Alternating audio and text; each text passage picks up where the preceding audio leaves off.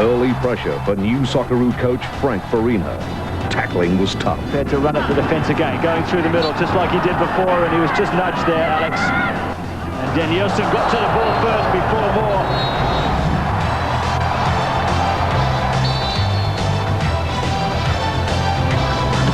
And that was just a crunching tackle. But some of the skill was simply sublime. Heavily, and Tiato showing a bit of skill of his own as he skips past his man and whips it across, and that's a corner. Alex skips away from Johnson with ease. Still Alex going through the centre. This is brilliant. Alex! The Samba Kings danced their way through the Australian defence twice on Sunday for a convincing 2-0 win. Tierson going outside. Great cross! And a great goal as well by Alex. Brazil are aiming for Olympic gold, but Farina's men just want revenge.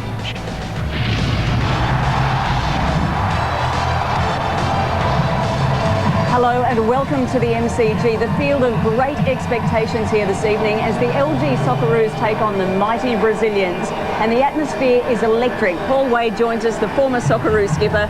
Paul, tonight's game should be very different to the one we saw in Sydney on Sunday. Yeah, well, Frank Farina will be hoping that it is, purely from the results side.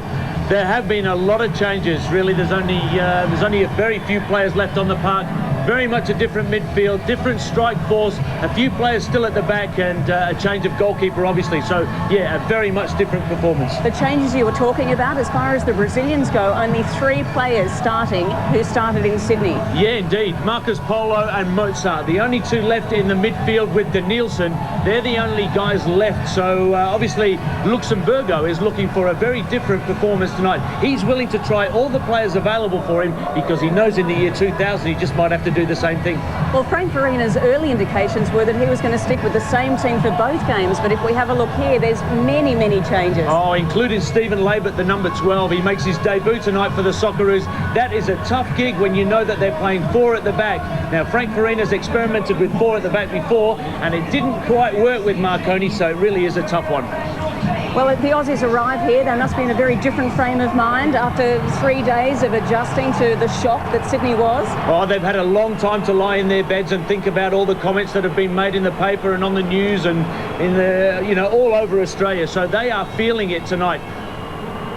Well, they certainly will be. One man who will be feeling it especially is Frank Farina, the national coach. He's on the sideline with Paul Williams. Thanks very much, Tracy. Well, Frank Farina, coach of the LG Socceroos, is with me now. Frank, welcome. Another tumultuous day in the life of a Socceroo coach. Ned Zelic has announced his retirement from Socceroo International. That must be a big shock for you. Oh, it is a big shock, and I'm a bit disappointed for both himself and myself and the team. I think that all the boys are quite surprised by it. But at this stage, look, we've got to concentrate on tonight's game, and the boys are keen to get out there and put on a good performance, especially after on Sunday. Talking about tonight's game, you've changed to a 4-4-2 formation. That's quite a radical change for a Socceroo team.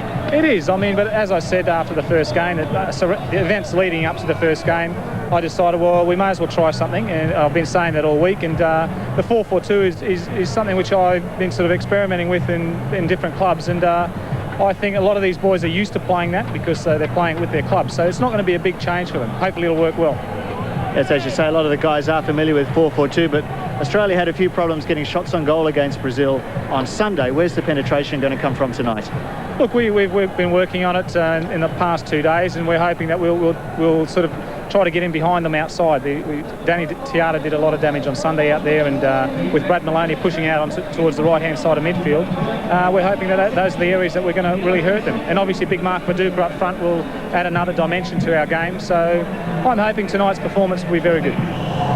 Well, he's hoping for a good performance tonight. It's been an extremely tough week for the entire Socceroo camp. Mike Cockerell, you're down on the sideline. Well, Tracy, a baptism of fire is how Frank Farina describes it. It's been exactly that. We've had the Harry Kewell no-show. We've had Mark Bosnich go back to England after the first game. And, of course, the bombshell in the last 24 hours of Ned Zelic announcing his international retirement. But I can tell you that Frank Farina remains cool, calm and collected despite all of this. He's hoping the team remains focused as well.